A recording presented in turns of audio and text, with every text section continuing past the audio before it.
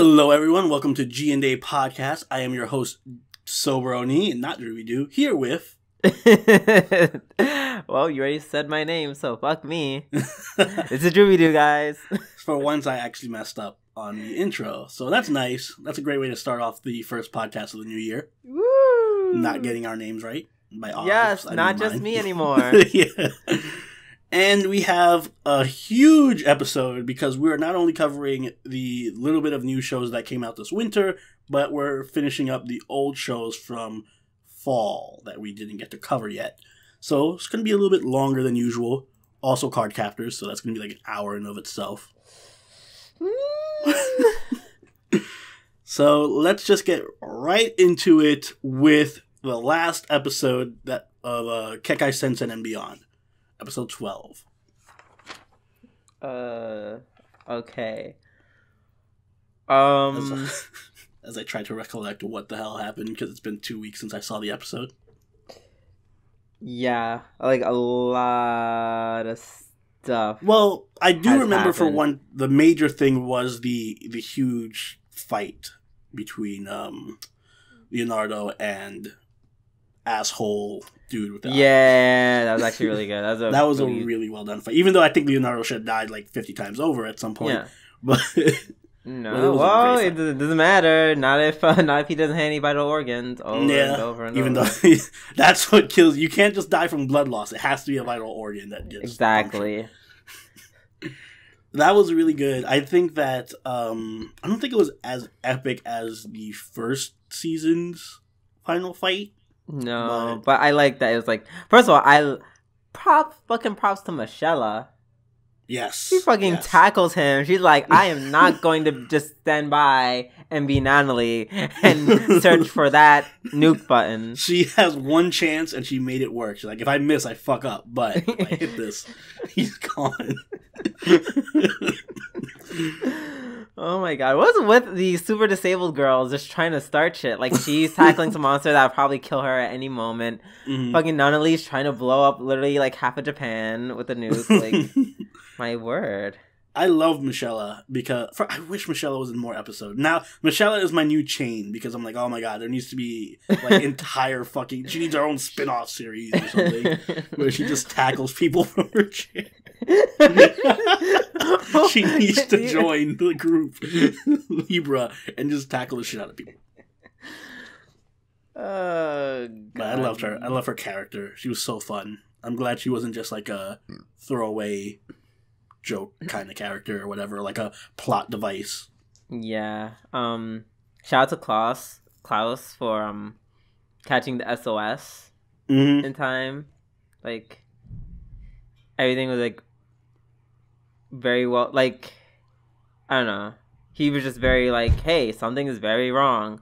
Something is very, very wrong. Like, we need to go to...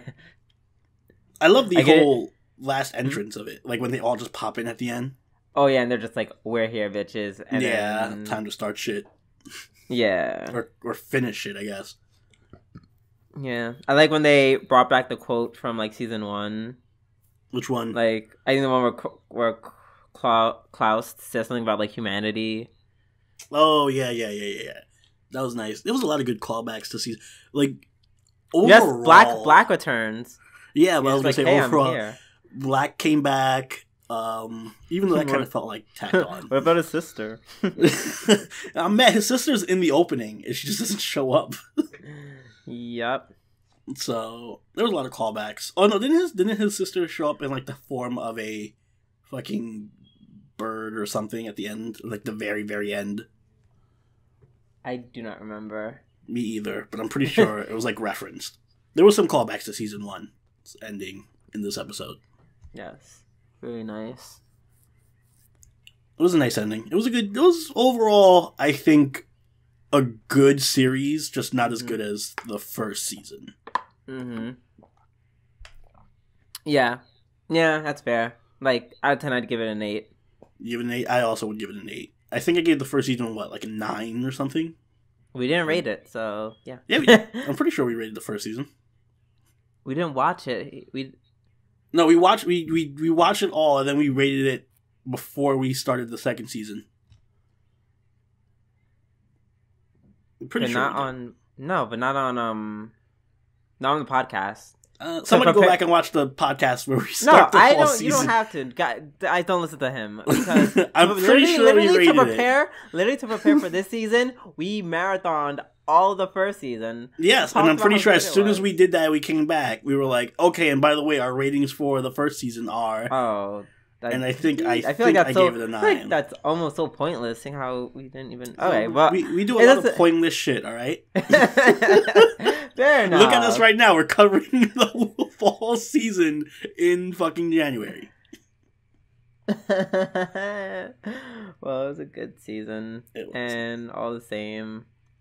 Yes, and it'll be dearly missed. Season 3? Just season kidding. 3. Never.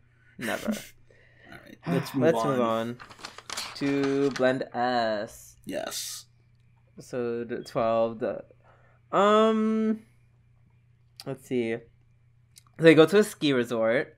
Oh, right. This was the ski resort episode. Yep. Oh, I love this episode. I feel like this podcast is like just me saying, "Oh, this is what happened," and then you're like, "Ah." Yeah. No, except to Yuki Holder, Ousama Game, and Fate Apocrypha, because we have beef with those. Miu. I loved how like Miu was like watching people. You know, the girl with glasses. Like this episode, she was very obnoxious about like her writing stuff about people. Manager was really cool. He had an awesome snowboard. Like I think it was like some fucking otaku shit. Yeah. It was really, I don't know. I thought it was really funny. It was very balanced amount of screen time. I was gonna say they actually went out of their way to give a lot of screen time to all the characters, like equal amounts of screen time to everybody. Yeah, everyone got a lot of it in this episode, and that was really cool. I love the confession scene, which everyone hears the confession except for Micah. You know, even though he's definitely literally like a grown-ass man confessing to a child. But whatever. Isn't she like 16? Oh, no, we're not going to get back into this. We're not getting back into this. Isn't she 16? Guys, I want you guys to all quote that among all the wonderful quotes that Soroni has said. Anyway, this episode did give me a lot of screen time to all the characters, and I did love I don't know, what's his name? I forget his name now. The trap. Kizuki? Shit, I forgot his name too. It's gonna bug me. I know, but he had some good moments. Yeah. And Miyu had good moments. They all had such I love the way they just played up all their characters. Like you got to see them all in their best. Yeah, it was a good episode. I really feel bad that like it's not fresh in my memory of what. Like I'm trying to recall specific instances of things, but I do remember the whole Micah confession scene. Ooh! I love how at the end they talk about how everyone was hired, with the exception of people who are obviously hired in the anime. Oh right! Oh yeah, and he just kidnaps. What's her name? Yeah, he just kidnaps her. Yeah, that was fucking great. Yeah, and they were talking about how they've kind of matured over the time. Now I kind of want a prequel. That's what it made me want. Now I just want a prequel to the whole series. I would too, but it's like it literally would. But there's no Micah. I know, but I don't know, I feel like even like Micah is Hari, right? But then there's also no Miyu or Hidari. Yeah. So, that's him. Go. Yep. Yes. I cheated. I cheated. I looked it up. So, yeah, no, I wouldn't mind I'd rather have a second season, like an actual straight sequel. But yeah, if all we got was like a prequel OVA or something, I'd be happy too. Yeah, that'd be cool too.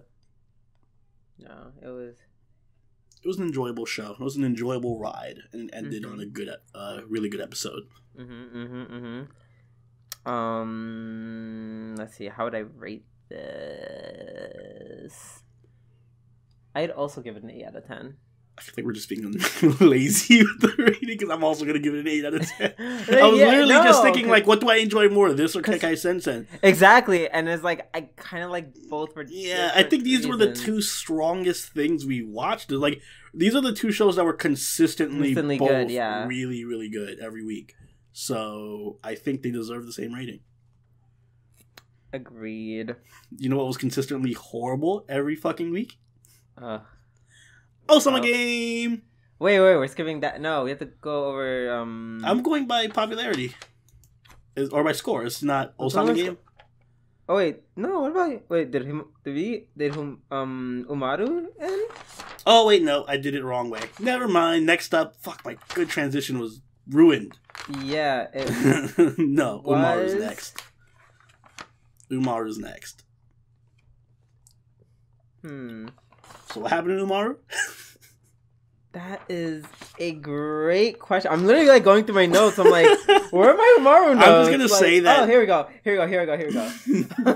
This is how memorable the Umaru ending was. I don't have a fucking clue what happened because it was boring. No, because there was like nothing happened. The episode. It was a good episode. It was a good final episode. But it started with like Taihei was he was like hell bent on like making pizza when Umaru was like, no, I just want to order. Let's just order it. And he's like, oh, you weren't watching this together? And then they had the takoyaki or okonomiyaki. Yes, I guess we watched it together. We did. God, it was like a year ago that this happened. Because that was so long ago. It was so long ago. Oh, no, I know this episode. This episode was just... I mean, the only thing is nothing really...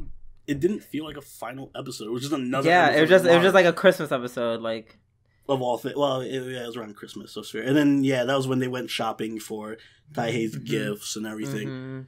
That was really fun. And you know what's so funny? Everything was good, and then it was great, and then they talked about Hikari, and I'm just like, oh god, here comes the part of the episode that I don't like. Yeah, Hikari was easily like, if I were to do a graph of the progression of each episode, it'd probably be like a steady upward trend, and then the moment Hikari shows up on the anime, it just declines.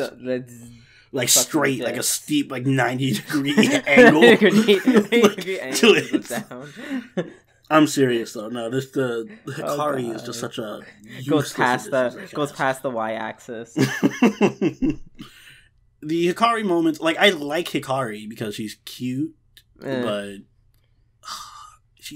that's all she is. She's just like a cute thing to look at. Other than that, she has no real purpose in the show. Yeah. Also, the ending was like super abrupt to me. Oh yeah, I remember. It just ended. We were together because it just ended, and we were like, did it end? Like, why? Nothing gets addressed. They never brought back the plot point of Ebina's brother. Yeah. They didn't really do anything with the Kyrie stuff. They didn't do anything with the Ebina Taihei stuff. Like, nothing. This was nothing happened. Nothing. It was just... Nothing happened. It was just a Christmas episode. It was just a random Christmas episode. Yeah. With that being said, are you ready to give scores? Alright. I'm trying to think. Because I'm trying to put it in perspective of everything else we watched this season. And I'm like, alright, how good was it compared to, like... Definitely not as high as Blend S or Kekkai Sensen. No, for sure, nowhere near that level. I'll let you go first. See what I'm trying to compare it to, and you're gonna go crazy when I say it, but I'm trying to compare it to. Oh God, UQ Holder, and not in a positive way. Yeah. Wow. Because. And UQ Holder is next, and I'm going to go in on UQ Holder, but I'm going to give this season of Umaru, I'm just going to give it a 5. I think it was really just average. It was just super it would have probably been like a 6 or a 7 if it just kept the way it was going in the beginning.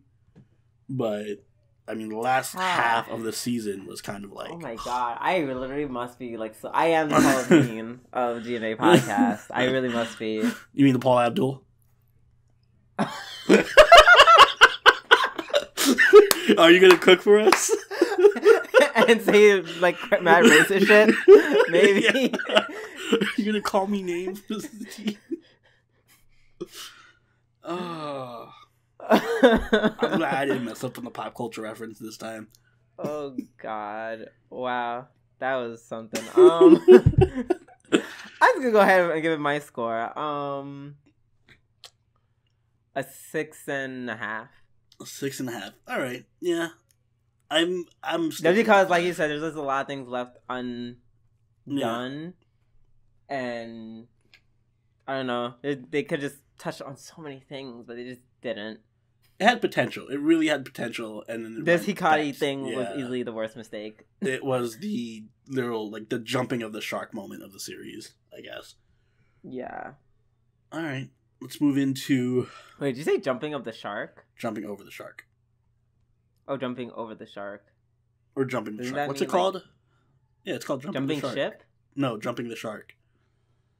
Pretty sure it's called jumping. Stop making me second guess myself, Mrs. I don't know. I just never heard that. Like, I'm sorry. I just said Paula Abdi.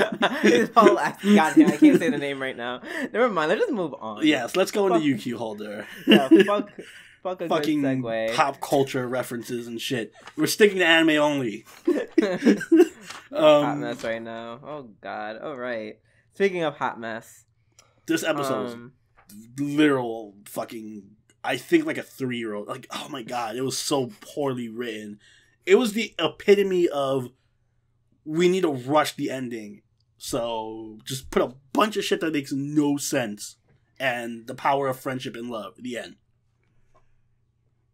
I mean, you're not wrong, but like... It was a horrendous ending. It was one of the worst endings I've ever seen.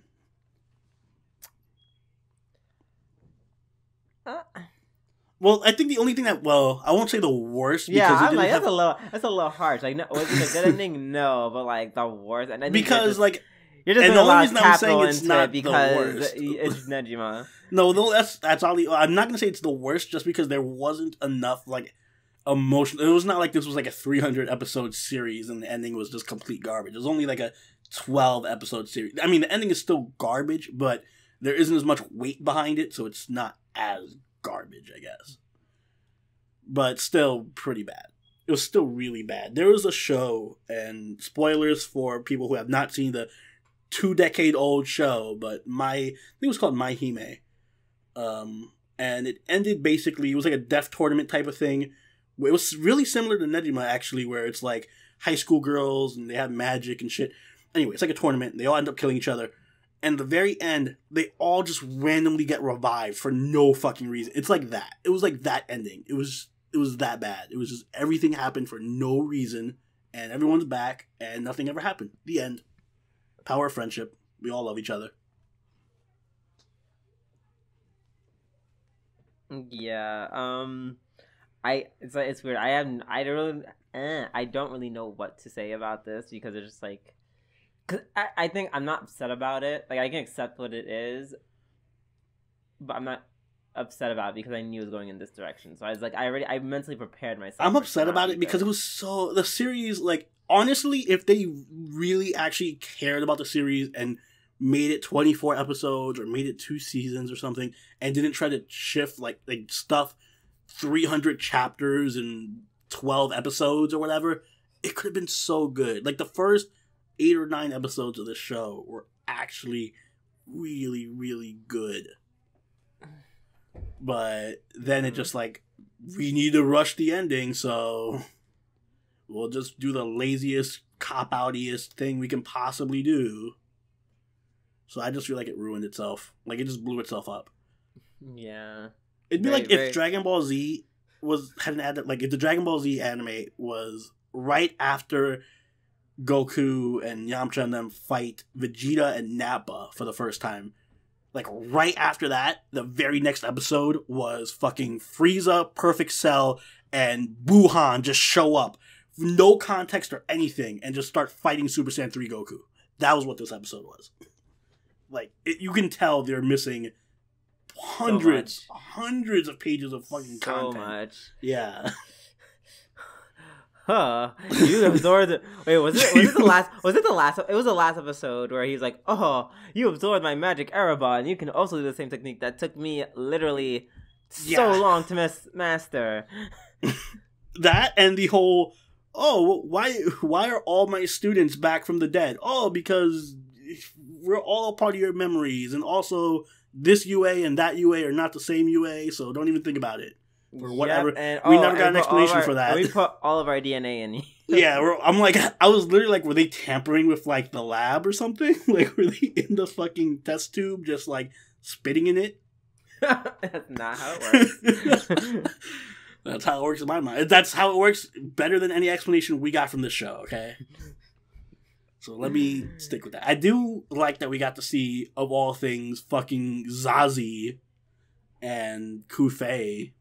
Yeah. And literally everyone else from the class. Yes, I like that you literally just saw everyone. Like, that's why I'm not super mad about it, because it's like, yes, this like, if I didn't know any of these characters, this anime, like, I'd be like, what the fuck is going on? This doesn't make sense. This is so stupid. But, like, I know all these people, so it's like, I'm okay. So it still doesn't make sense, but at least it's entertaining in the sense that it's like, and it's I know entertaining and nostalgic. Yeah, nice. I guess so. It just makes me want a good Negima anime. That's all it does. It just makes me wish that there was a good Negima anime. There will never be such a thing. There will never be a good Negima anime. No. It's so sad. If I was a billionaire, the first thing I would do is make a Negima anime. I mean, you definitely would have the money for that. I wouldn't have a high bar to live up to either. So let's get into the rating.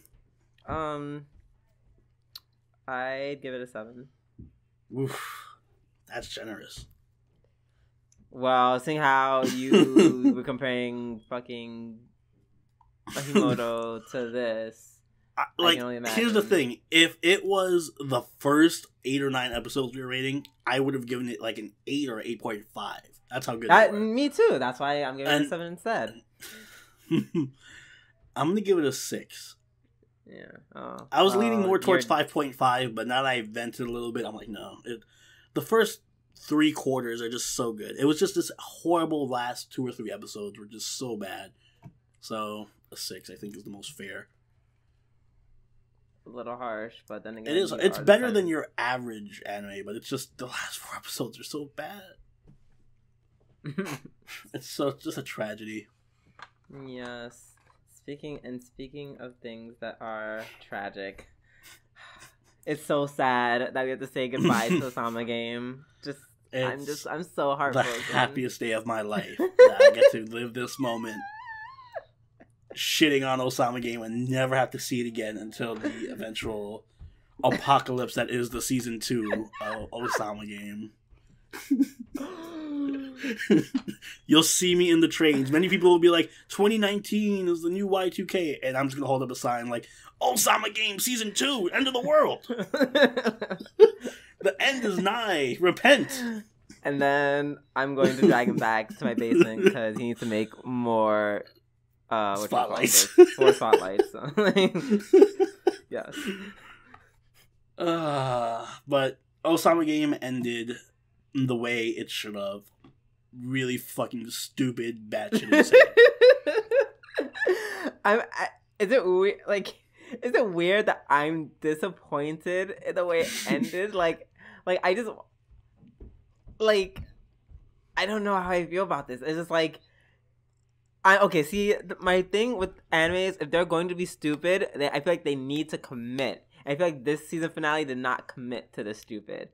It was like a stupid in a very lackluster way. Like, oh, like, they died, and then they died. Oh, everyone had to kill themselves to end Natsuki literally got chainsawed through the spine, and then still got up, revved up the chainsaw without her spine intact, and sneakily, without making any noise whatsoever, not even the chainsaw going off or anything, she slit this dude's throat with a fucking chainsaw, and then confessed her love for him. That was the ending. That is crazy enough for me. That is proof enough for me that they gave up a long time ago on trying to make any kind of sense. No, Natsuko was like, oh my god, you're just like my old love, and I kind of think that you're my old lover, so let me slit your throat? I'm like, the best part still was Natsuki just finding a chainsaw lying around this decrepit, like, abandoned building. Literally, their order is to make a doll out of, like, human body parts out of all of them. And then the kid who had a hard-on for, like, the aspiring barber, is just like, fuck it, I'm going to sacrifice myself. And then before he can even do that, because he doesn't know science, he bleeds out throughout his, because he obviously sliced his he slices an artery off. I forget which one it's called, and he just bleeds out and dies. Yeah, you would think if you fucking chop off your leg at the fucking, like, hip, you fucking die and bleed out. So, I mean, okay, so maybe I take it back. I think the ending, like the end could have been a little more crazy. No, at the beginning of it was pretty crazy, because then, yeah, he just runs with a chainsaw, slices himself, gets himself killed, and then Natsuko just like, oh, well, I think we're gonna need some body parts, and the glasses girl is like, like, I forgot what did she do? How did she die? Yeah, I forgot how she died. No, Natsuko kills her. Natsuko straight up just takes the chainsaw and just hacks her stomach out. So why did Natsuko go to heaven again? Why are they all in heaven? Why are they all in heaven? Because they had a shitty life. Oh, God. They had a shitty life, and poor Natsuko just went crazy, and, you know, it just happened to her, and, you know, she's not going to apologize. Even Reina at the end just, like, commits suicide walking into the ocean with... Yeah. I was laughing because I was like, you're right, it could have been more extreme. The way it could have been more extreme is at the very end when Reina was kissing his dead body. I was thinking, like, oh my god, she's going to have sex with his corpse. That was all. I was like, oh my god, she's literally just going to start humping his corpse. And that would have been more crazy. So you're right. Natsuko comes out and stabs them both in the chainsaw. And then, like, trips and then falls on the chainsaw and then kills herself. Yeah, exactly. See, that would have been great. Then I've been like, you know what? You went hard and committed, and you knew you were a shitty anime, and you know what? Props to you. Don't worry.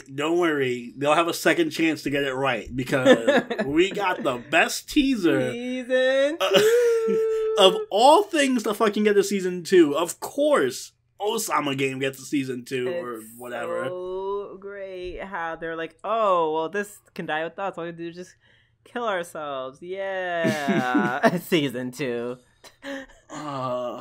Jesus. You want to know something funny? On the Discord, Momiji sent me a video to a new movie coming out, live action movie, called Truth or Dare. That is literally just King's Game, where they have to challenge each other to Truth or Dare, and then the dares are like, they gotta kill each other or some stupid shit. So, you're kind of getting an indirect live action movie with Ousama Game too.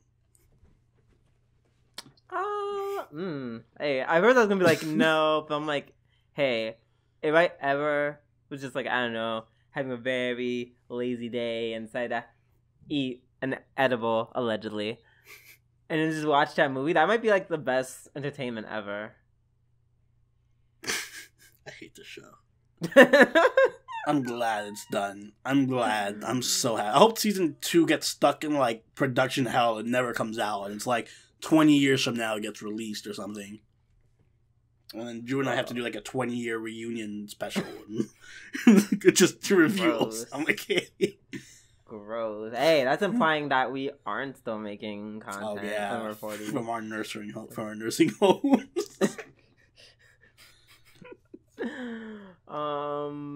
Wait, I'm like, you just said 20 years later. We're not gonna be in nursing homes by the time we're in our 40s. Might as well be. Anyway. Yes, let's get on to giving grades.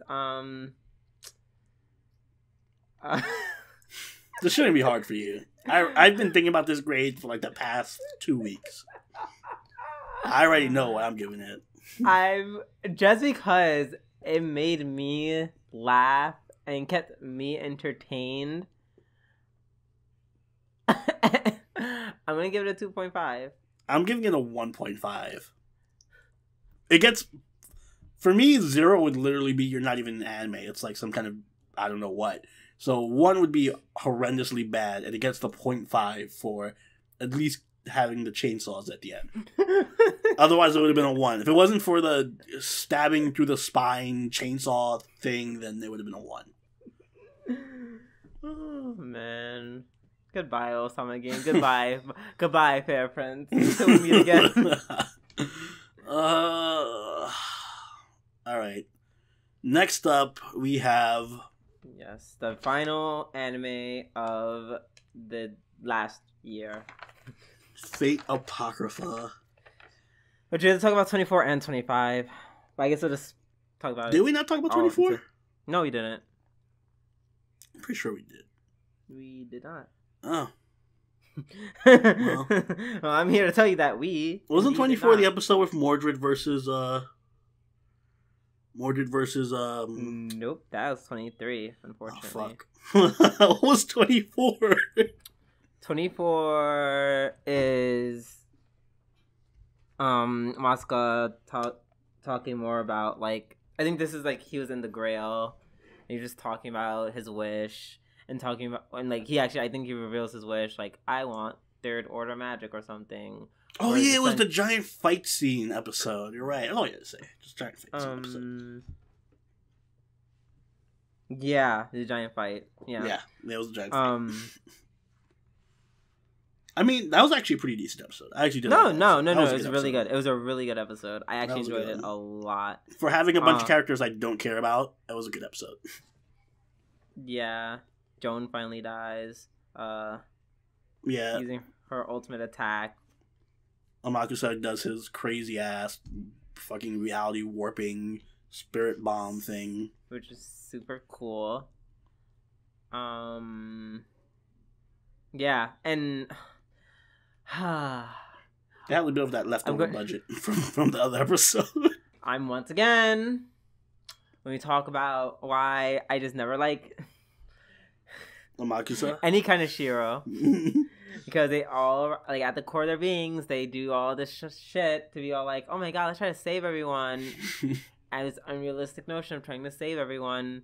And Masuka's, his way of saving everyone is literally to essentially kill them. Essentially to kill them. So what I got from it was his way of saving everyone is, he kills them and then their soul gets trapped in the Grail or in another higher state of being and they would just be there. It was kind of like Evangelion style, where we're all going to be one together or some shit. We'll just... No, sorry. It's still very still very stupid. Like you're taking, like, Joan kind of hit it on the head. She's like then what would be the point of their existence if there's no such thing as struggle or pain or anything? Like, it's kind of so. First off, Joan was about to agree to that until Sieg shows up and was like, "No, this is wrong." So, I don't know. Well, whatever.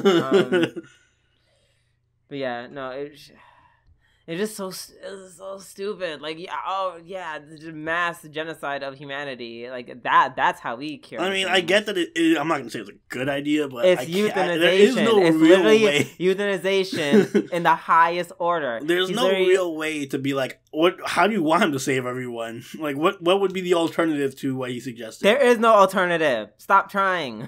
That's the alternative. Wow. Don't do it. So all I'm hearing is I hate Shiro because he is an optimist and he's not an optimist. He's a almost serial killer. No wonder you like Emiya. No wonder I what? Like Archer Emiya. Yeah, look what happened to him when he tried it. Yeah, I'm gonna try to save everyone. And then he goes as far as to trying to kill his former self at some point. That is how bad it got. Trying to live up to something that you just cannot do. And Masuka just was like, oh, well, I'm going to circumvent doing it the hard way, quote unquote, and I'm just going to euthanize the entire human race. Hello? Like, well, I was killing everyone safe. Like, you're literally, that's... I do find it curious. I made my piece. I don't know how much, well, it's not as related, but, like, the Fate Zero Grail wish was kind of similar when Kiritsugu got presented with the wish, and he was like, oh, wait, no, that's fucking stupid. I reject the Grail. So it's interesting to see Shiro was kind of like, oh, that's dope. Let's do that. That works for me. That's the only reason why I love Fate Zero, because Kiritsugi is the only one who got it. He's like, oh, this thing is pure evil, and only, like, it's going to fulfill my wishes at the cost of, like, other people's lives in one way or another. It needs to be destroyed. Although I don't get the sense that this Grail was as, like, evil as the Fate Zero. Like, the Fate Zero Grail was pretty fucked up. No, it wasn't. It was a greater... Yeah. It was a greater Grail. So, it wasn't the imperfected one. So, or the corrupted one, I should say. Yeah. It was a greater Grail. I'm like, it wasn't evil. It was just like, oh, I'm just a wish. It literally was like, I'm literally just a genie. Not the fun Aladdin genie, though. We got the bland, kind of boring genie. That's just like, yeah, the bland, quote unquote, Israel. Yeah. It was, I don't know. I can't hate Amakusa. Like, I don't hate him or dislike him. I just feel like he could have been done slightly better. Like, if he was the way he was this last episode the whole time, like, he was just like a badass that just fucking shot energy balls everywhere and kind of like had his black keys and all, like, that'd be dope. I would rather have that as his main, like, I don't know. I just feel like they shouldn't have saved it for this. Like, that should have been him all along. It would add a bit more to the series for his character, like, at least. Like, in terms of of all the Emiyas that I like, that I know of, there's Emiya Archer. Literally, the distance from the start of the Empire Building to the bottom, and at the bottom, we have Amaska, and then and then in the subway system, we have Emiya. Well, so he's not your favorite character then? No, not at all. Like, he's not good. He's just like, it's just that his ideals that's been a huge thing about his character. So when it's like his entire character. That's the other thing. That's why, and when it's wrong, that's why I don't like him. Not really well developed. That's the whole thing about him. Literally everyone outside of the main characters is so well developed and amazing, but like everyone, like the main, like Sieg is just a boring piece of shit. Yep, Sieg, Joan, and Masaka, like kind of bland. But everyone, like, if like you said, if the story was like about Mordred and Cicigo, or literally about, it could have been about Frankenstein and the other mage guy, Carlos, yeah. That would have been a way better series. Like, if it would focus on the twins and their servants, it would have been infinitely better. Yeah. Like, everyone else has better subplots than they do. Essentially. I did like that Semiramis actually ends up killing Amaska, I think. That's what they implied, right? That she just... that she poisoned him? I'm not sure. I think he kissed him with, like, poisoned lips, I assumed. I think that was just... I think he was dying anyway, and she just wanted to kiss him, and I don't know if she had actual poison. I thought she just straight up killed him because, like, well, you're about to die anyway, so... That'd be kind of... Maybe that's a deeper meaning to it. I don't know. That was the only good scene in that last episode, by the way. Literally the only good scene was the first scene. Yeah, there was a talk between some... That's, like, one of the only moments... See, moments like that is what makes Amaska better than Emiya.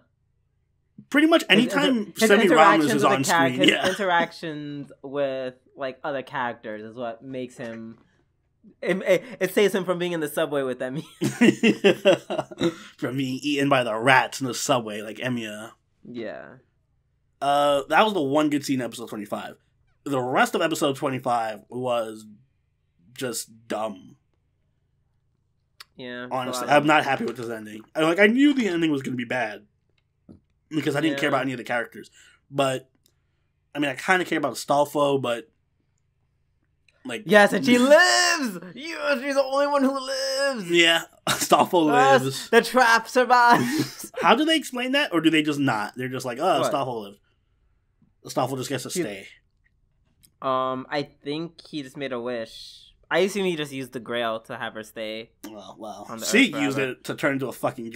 Again, doesn't make any sense. Or did he not use it to turn into a dragon and he just turned into a dragon because... He just turned into a dragon because of the curse. Oh, is that how that works? Was that ever explained? It's just, I'm turning into a dragon now? Never. No, because, you saw him turn black, but I didn't realize... I thought he was dying. I thought that was what was happening. Like, if you use the command seals, you'll die. Not, I get to turn into a fucking immortal... I would have used them immediately. I'm like, oh shit, I get to be a Fate Grand Order dragon that goes off the screen and AoE attack everybody?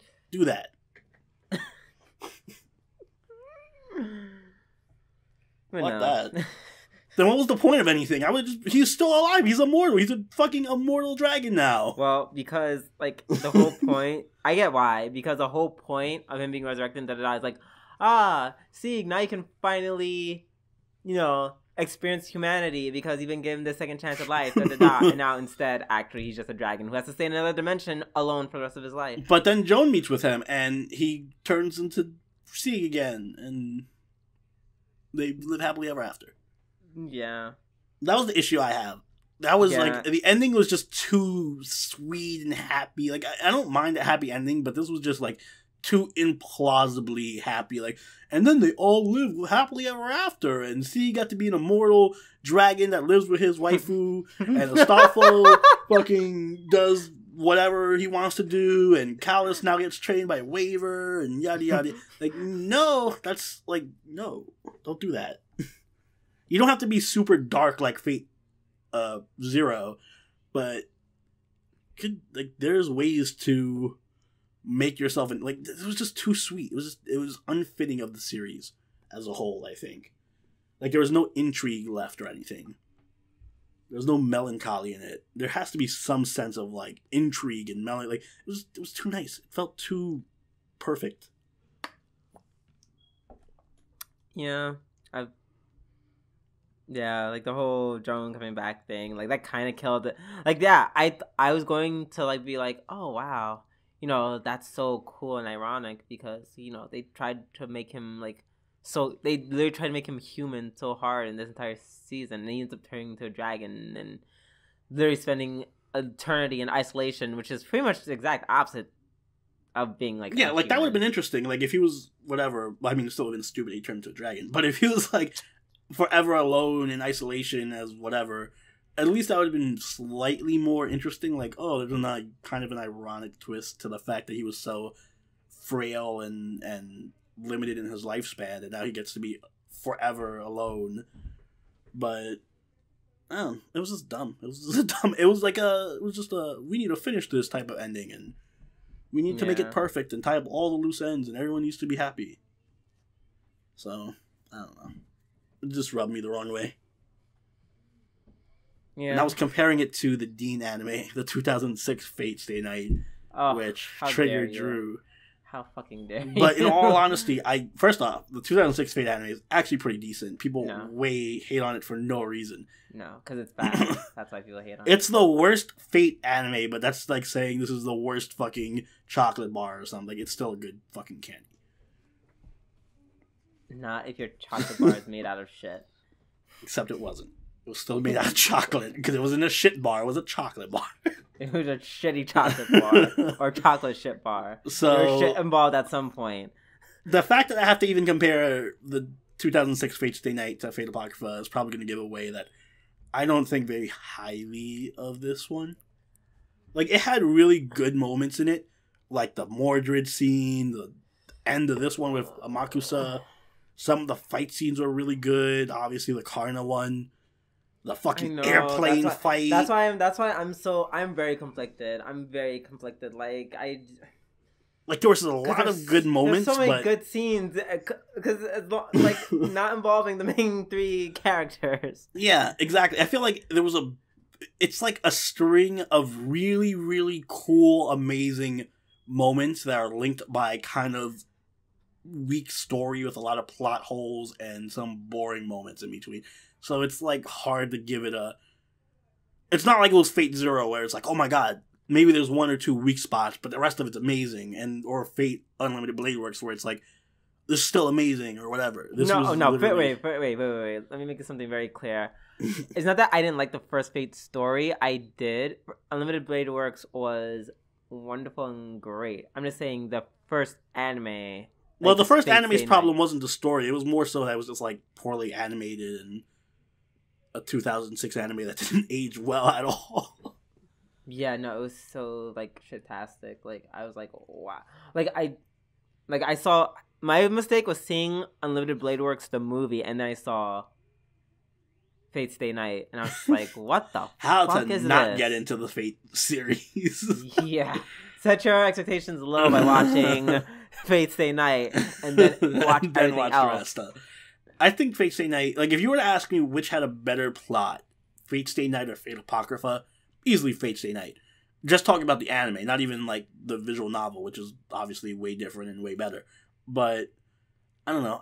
But if you were to ask me like which has the better fights and which has the better action, or even the better characters, because like, the characters in Fate Apocrypha were some of them were done really well. Yeah. I'm like not the main characters. Let's not get not crazy. The main characters. Fate Stay Night's like characters. It's like Rin. Yeah. Rin, dot. Kinda Emiya. Kinda a little bit. Like Emiya's pretty cool. Like I fucks with Emiya. Dot. And that's it. Because most of them get flushed out. Like Gil's kind of flushed out more through Fate Zero, and even Rin is more through Unlimited Blade Works, and I guess Arturia. Anyway, point being, I think that Fate Apocrypha gets a 7. I will give it a 7.5. Yeah. Mind you, I would give like Fate Zero and Fate Unlimited Blade Works 10s, so significant step down. Definitely want to give them 10s, but really, I would. 9.5. 9.5. I would give Fate Zero a 10. Maybe Unlimited Blade Works a 9.5. Oh, loses 0.5 for killing Yulia. I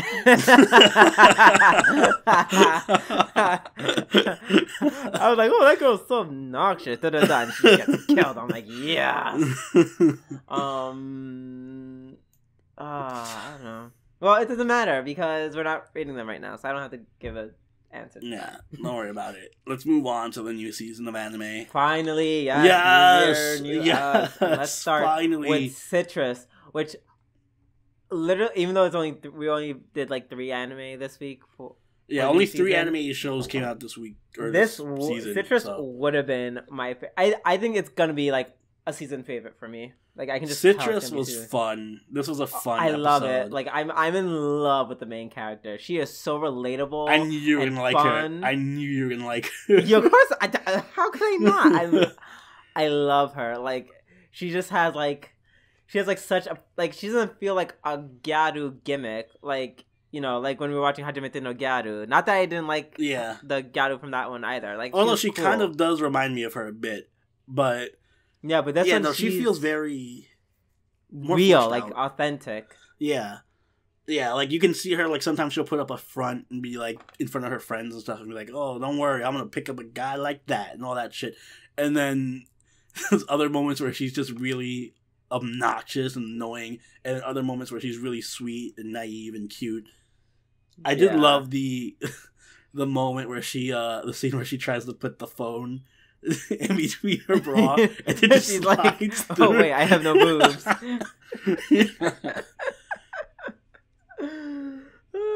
No, she feels really like a relatable kind of multi-dimensional character that has a lot of interesting quirks. Like she's not a bitch or anything not like her sister, who's just a straight up bitch. So who's a straight up rapey bitch? Oh yeah, she gave her the TSA pat down. That's is that what we're calling it? How many instances of sexual assault were in there in this episode? 3? 3. All involving the bitchy one. All involving the rapey bitchy one. So. At first, when she first comes in, because the Gyaru is like... First of all, oh god, I just relate to her so hard because she's just like, oh, going to all girls school. Like me, I think halfway through freshman year of high school, I was like, oh god, going to all boys school. Please, someone get me some estrogen now. Yeah. That part of her was kind of relatable for me too. So I was like, oh, girls, please. And then, although I'm just saying, like, that kind of pat down, that's my kind of, like, they had those kind of pat downs at our high school. I wouldn't be super against it, you know what I'm saying? Like, no one did anything, though? Like, they see what was they going just watch on. her just glide all up and down her body. Like, I literally wrote down my notes, like, that was like, a form of punishment or something. Oh, yeah, you just get literally, like, I wouldn't even groped, say... Like... Yeah, it was, like, intense groping, too. It was just, like, she squeezed her against her, and then was just, like, rubbing her ass, and pulled up her cheeks, and, like, I'm like, Jesus. Yup. This is a really random, like, super etchy moment. and then literally just everything kind of goes back to normal-ish. Like, I love how everything is just normal with this girl, and then crazy bitch comes out of nowhere. Oh, May. May comes out of nowhere, and she's like, I'm gonna be really random and grope you and say a few words and just disappear somewhere. And then the anime goes back to being happy and fun and cheery. I loved how Yuzu had troubles, like, even getting friends, like, in the beginning. Because everyone thinks he's, like, a delinquent, and she's just kind of like, oh, I just want to hang out with somebody. Like, yeah. Like, I just want to do stuff. And then, luckily, she meets in the closet Gyaru. Yeah. Oh, God, I forgot her name. It's not important yet. I feel like she's going to be like the comic relief girl that just shows up every once in a while. Like Himimin or something like that. Like, mm-hmm. I love the moment where, like, Yuzu, like, catches May making out with the teacher. Like, like when she watches and then she catches and then she runs away. I like that scene a lot because she was not, like, low-key at all. She made her presence, like, if she was trying to hide, she did a really shit job. She's like, oh! But, like, as, like, she's panicking and running, the music that they were playing was very good. Mm-hmm. I actually like, it's funny because there was a lot, the scenes were intense. Like, aside from the groping scene, which obviously was super intense, the kissing scenes were really fucking intense. Like that's why I called it. I was like, she just got kiss raped. Like, yeah, it's not like when you see certain shows and it's just like a peck on, like, they touch lips and they pull away. Like, no, you see tongue, you see her getting pushed against the wall and shit. You like, see literally all of her stuff is falling over. Mm-hmm. Like, they pay attention to detail. And obviously the final kiss of the episode was downright, like, it was actually, it made me feel awkward and uncomfortable. Oh wow! Well, I feel like it should because it was a really I guess kiss. that's the point of it, because it was really, really rapey. Like, super rapey. like not necessarily a trap where it's like, oh no, you're kissing me. Nah. Yeah, no, it was not. Like, way worse. Like, Yuzu was like, oh no. Like, yeah, Yuzu, like, I'm loving this. I'm just like, what the fuck is happening? Yuzu actually, like, you see her, like, struggling and she kicks over the stand or whatever, and, like, you see her, like, trying to pull her away, and, like, it was really rapey and intense, and I get that the point of it was to make you uncomfortable. And I like that. Yeah. And even her at the end, like, once May leaves and she's just, like, all, like, panting and out of breath and, like, shocked. Yeah. And then they're, like, kind of ended on a cute note, like, oh yeah, can't believe, like, you know, my first kiss was stolen by my little sister. Which, by the way, is, like, I'm sure is going to be an anime title next season or something. Yeah, right. My first kiss was stolen by my little sister. Also, can we talk about a very obvious plot hole, which I'm not a huge... I know this is me being nitpicky, but, like, I feel like I just need to get this out of the way. What? How the fuck do you not know who your stepsister is when you already have, like, a stepfather at this point? That doesn't make any sense. I was going to bring this up too because I'm curious about how. So May says she hasn't seen her stepfather in or seen her father in 5 years. Yeah. So does her mother date her? He finds the time to get married. Yeah, like so. I guess Yuzu and May's stepmom has been spending more time with her dad than she has. Somehow. Yeah, that doesn't make much sense. But no, I don't think Yuzu met either. He hasn't met she doesn't meet the father. She's like, oh, no, Yuzu's not. But I mean, I'm talking about Yuzu's mom.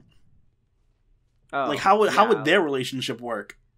Like, was like you don't spend any time with your daughter, but you spent enough time with this other woman to get married to her? Yeah. And apparently have your daughter move in with her. And apparently she's never been over his house because she even asked May, like, "Oh, didn't you live at your grandfather's?" "No, I lived at my father's house."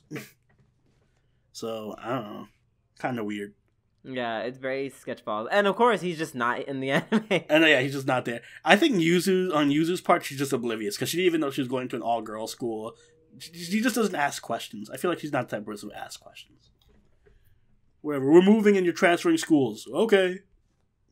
Yeah, she was really cool about that. I feel like most high schoolers are not cool. Like 90% of high schoolers are not okay with that. Yeah. I met a new guy, so I'm getting married, we're moving, and you're moving to a new high school. Okay, it's all girl school. But you're also getting a stepsister. What stepsister? Stepsister. I'm curious to see how it develops. So like, because based on the opening, which by the way was really good, the opening made it seem like, is it going to be a mutual thing? Like eventually they're going to both fall for each other? Yeah. Yeah, I assume so. So that was kind of interesting. I don't know. I'm interested in seeing how it's going to move on, like how their relationship's going to grow. Yes, I am too. Let's move on. Yes. Let's move on to what we have been waiting for. I feel like we should do Overlord first, but fine. Yes. No. I was thinking the same thing. Let's do that. Overlord. Because there's not much to cover about that. Overlord, first even episode, though there's a shit ton to cover about it, let's go to Overlord 2, season episode 1. Yeah, no, there wasn't a lot. Like, I'm not saying that just to rush. I was saying it's literally just world building the episode, like, which is fine. I think that this was a good opening episode. I think it was better as an opening episode than the first actual episode of the first series. Because I don't know, I like normally I don't like world, like, all right, here's my problem. I hate when episodes do like exposition, info dumps, and just like Index did it a lot, where you're just two characters are in a room and one character's just explaining a bunch of shit for like 20 minutes. Yeah, this was kind of like that, but in a creative way. Yeah, it was done better. That's why I don't mind it. Like for probably 10 minutes, like half the episode was just Albedo and Ainz in a room, but it was done creatively because you got different perspective. Like there's a shit ton of new characters were introduced in new areas. You got to see little snippets of it, like the lizard people. Oh my god, poor lizard people. Yeah, you got to see like Shoutier's little drunken stupor thing. So I'm glad that it picks up right after that. Yeah, she's now just drunk all the time because she's so depressed that she attacked. We even got to see the new members of the or different members of the base. We had the penguin dude, Eclair, aka Prinny. Yeah, the Prinny. Lord Prinny. But yeah, that was a good. I like the way I just like the way it's set up the rest of the season. I'm interested to see how it goes from here, especially with Crazy Chick in the beginning. Yeah. Oh God. Yeah. Oh God, that was terrifying. That is one creepy antagonist. Like, she literally just like, yes, I have to find a strong man so he can put a baby in me. And I'm like, I'm interested to see if she's gonna fight Albedo.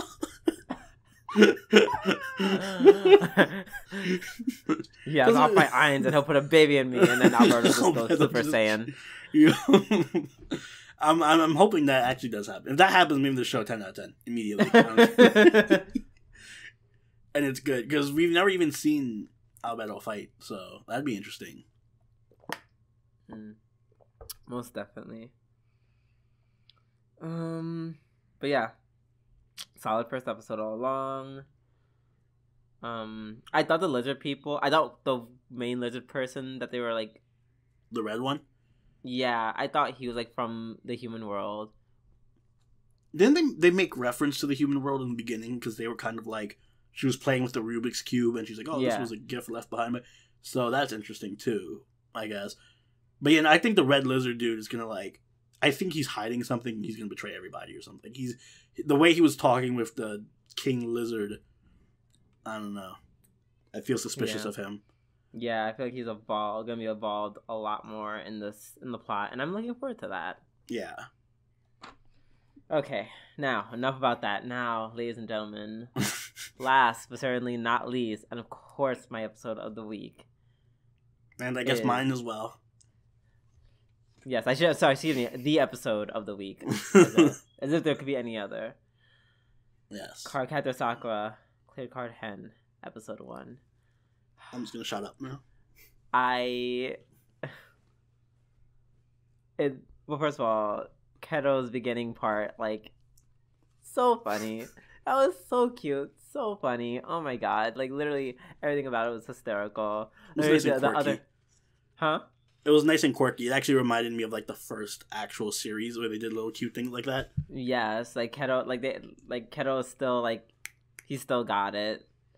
You know, characters like him tend to like maybe get pushed to the background a little bit, but like nope, he's still very there. Like his presence is still very active, which I 100% love.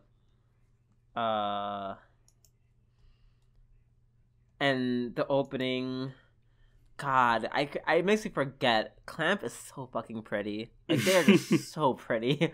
I'm just saying the opening. Everyone's just so beautiful. every gender included too. Like everyone is fucking amazingly gorgeous. Yeah, the men, the women, yeah, everyone. And then it just goes back to Sakura going to middle school now. Like the cute moment where the dad is like kind of just looking at her in her school outfit. So that's who it was. The dad. All right, I had no idea who the fuck that was. I'm like, oh my god, is dad? Is her brother cheating on Yuki? Oh, I'm glad you cleared that up. I was like, oh, there's some drama for the fucking. Oh my god, I would actually die. Oh my god, he looks like Yuki. He does. Literally, hardly looks like Yuki. They just wear glasses. Like that's it. Yeah, talking to the father. I love that they still like, you know, paid homage to the fact that her mom's dead. Yeah. You know, her going to school, she's still the same. I like the fact that she's not like Sailor Moon, and the fact Sailor Moon's like kind of just like this big whiny like crybaby. Like Sakura definitely like still like she has her faults, but she also has her advantages. Like she's really social, and she's really like she's super athletic. She just has inhumanly athletic, like superhuman levels of athletic. Jesus Christ. I was waiting for the teacher, like, oh, Sakura, are you going to try out for the fucking Japan Olympic team? Oh, God. And then, so, like, they go through school, and then she finally meets with Xiaodon. I think it's the next day she meets with Xiaodon. Yeah, like, on the way. Oh, so no, she meets with him on the way home. Oh, yeah, okay, it was on the way home. So, going back to Citrus real quick, I thought that the whole makeup sequence, I really liked that. That was really cute. Yeah, her putting on her makeup and everything. Yes, because like that's something you normally don't see in an anime at all. Yeah, so, it made me It's appreciate one of those things that like just makes her very human. Yeah, and I was just kind of like, holy shit, you gotta go through that much to put on fucking makeup. I just get my shirt on and go. Yes, exactly. Shout out to everyone, men and especially the women who wear makeup. You all look beautiful, unless you do it wrong. Then go see a YouTube makeup tutorial. Anywho, Xiaodon and Sakura finally unite. And I knew this was coming, and that's not what got me. What got me was they played and I don't expect only like Soroni to know, but they played the instrumental version of the third opening. That's what made me break. I literally just started crying. Well, that's the difference between me and you. You are like the hardcore expert on this series. Like you'll pick up on those things. I was just like, oh, that's cute. Nope, I literally just like I realized what that was. And I've had to pause, and I literally just like I just like silently weeping for like a good like minute, and I'm just like, okay, you still have to make it through the rest of the episode. It's only 7 minutes in, but I'm so exhausted. Oh god. I just love the Tomoyo part at the end of that. Yes, and then immediately right after, it's immediately just like goes to funny as Tomoyo goes into like they're taking the really super kind of yandere mode with her this series around. I feel like that's how she was in the manga, maybe. This series I know is following the manga more, like in the art style and everything, and the characters. Yeah. Excuse me. Which brings me to my point. I was saying, you know what? And this is what I want to like bring up to you, but I said we should wait for like the podcast. You know, it'd be like one of the greatest, best plot twists of time. What? If Tomoyo ended up being like the enemy, like if she was just the bad guy. It's funny you say that because even though I was going to go in that direction, I was watching the series or the first episode, and I was just like, man, I'm so used to just magical girls being dark and edgelordy. I'm like, when the wind started attacking Sakura, I'm like, oh my god, it's gonna like slice Tomoyo in half or something. It's gonna be like super dark and edgy. Oh my god, no, because like there's times where like you just see her and you see the wind blowing, like the it just pans on her face and she just has like almost dead eyes sometimes. Like I think it's very ominous. So you think she's gonna be? She's the hooded person riding Slifer? No, no, that person helps her. I guess I'm just saying it would literally be like top 3 anime betrayals. Yeah, so the completely like she wouldn't have to have like a hyper super amazing motivation for doing that. Maybe she went full yandere mode and was just like, I'm doing this to protect you from yourself or something. And I literally would just, oh my god, no, I can't even Episode say that, 3 comes and she just walks up to Lee and shanks him real quick.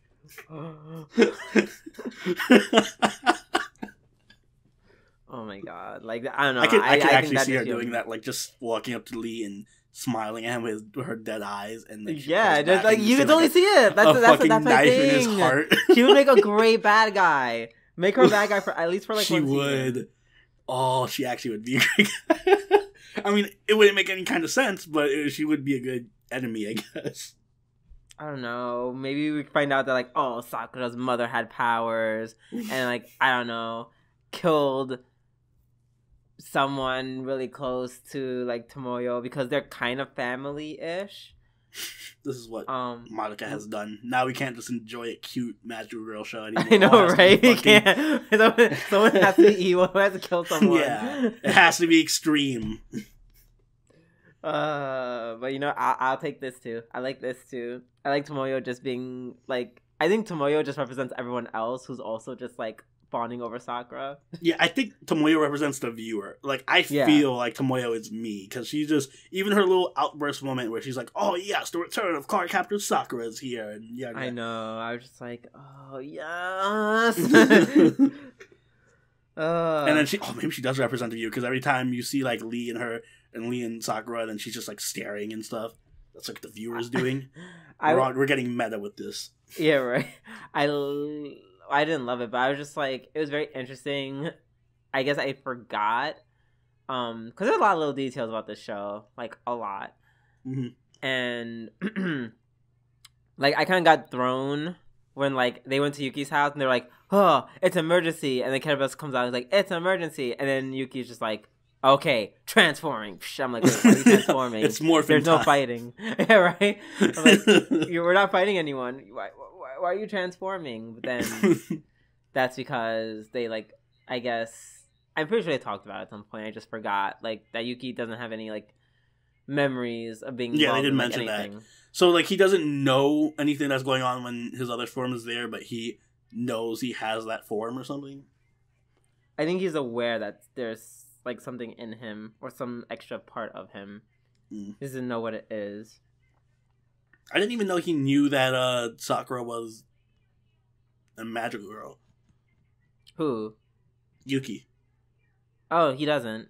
Like, but he knows that when Keroberos came out the bag, like, Yuki took over. Sorry, Yukito doesn't know anything. Yuki took over.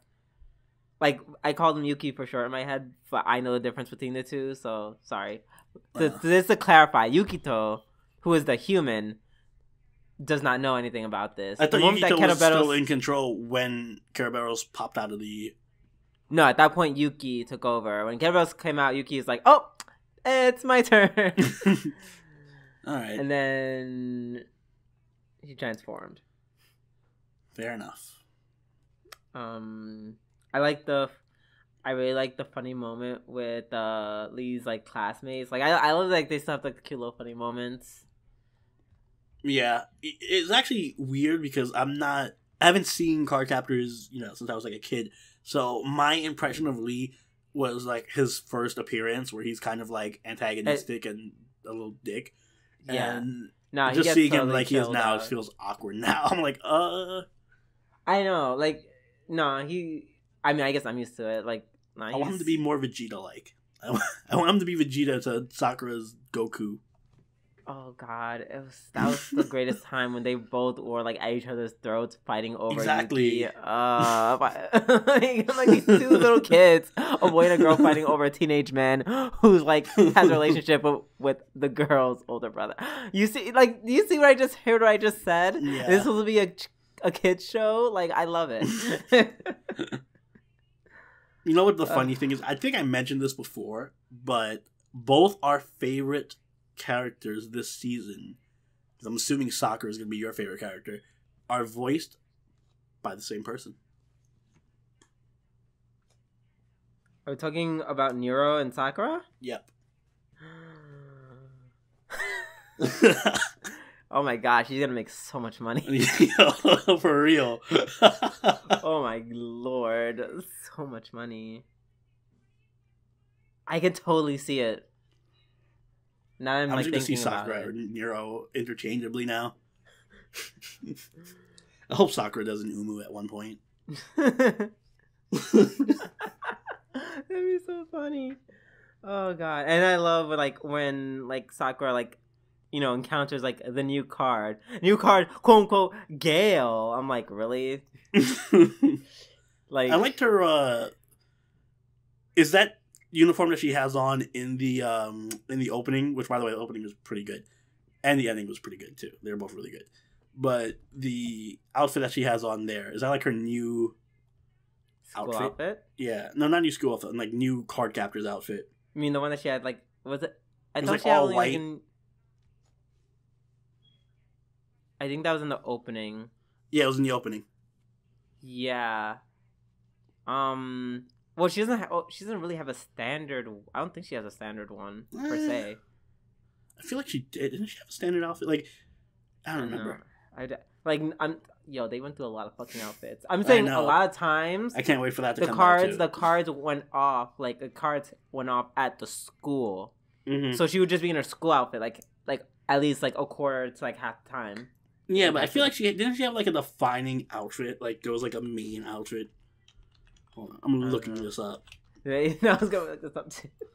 I feel like every time I see it, like, yeah, isn't that maybe not like the pink outfit with the bow tie or the ribbon. That could be like one of her favorites. I don't know. I feel like every time I see her, it's in that outfit though. The pink and white with the hat and the ribbon.